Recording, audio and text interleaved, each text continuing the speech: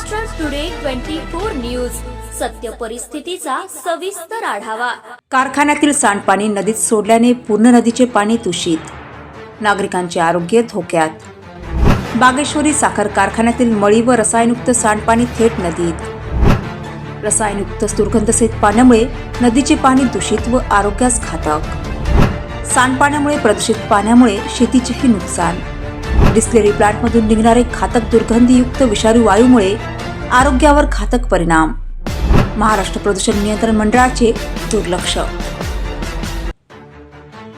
जालना जिल्ह्यातील परतूर तालुक्यातील वरफळ या ठिकाणी बागेश्वरी साखर कारखाना गाववस्ती परिसरात असल्यामुळे वातावरण कार्बन मोनॉक्साईड सारख्या घातक विषारी वायूमुळे प्रदूषित होत आहे। यावर महाराष्ट्र टुडेचा एक विशेष ग्राउंड रिपोर्ट प्रसारित झालेला आहे। दरम्यान स्थानिक नागरिकांच्या समस्या पाहता या कारखान्यातून निघणारे दूषित रासायनिक सांडपाणी थेट नदीत सोडल्याचे दिसून येत आहे। यामुळे काय होऊ शकते, एक वैज्ञानिक दृष्टिकोन। साखर कारखान्यातील सांडपाणी थेट नदीत सोडल्यास पाण्याचं प्रदूषण होतं, दुर्गंधी पसरते आणि विहिरीचं पाणी दूषित होतं, ज्यामुळे पर्यावरणाचं व आरोग्याचं नुकसान होतं। म्हणून महाराष्ट्र प्रदूषण नियंत्रण मंडळ यावर कडक नियम लागू करतं आणि या सांडपाण्यावर प्रक्रिया करून त्याचा पुनर्वापर करण्याची सक्ती करते, अन्यथा कारखान्यांना दंड होऊ शकतो। समस्येची कारणे: मळी आणि रसायनयुक्त पाणी।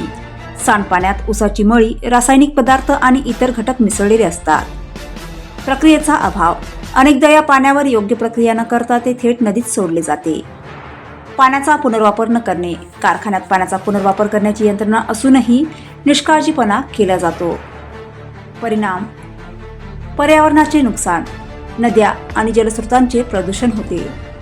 आरोग्यावर परिणाम: पिण्याचे पाणी दूषित होते, ज्यामुळे आरोग्याच्या समस्या निर्माण होतात। नदीकाठच्या परिसरात तीव्र दुर्गंधी पसरते। दूषित पाण्यामुळे शेतीचेही नुकसान होऊ शकते, परंतु याकडे स्थानिक प्रशासन, लोकप्रतिनिधी तर दुर्लक्ष करतच आहेत।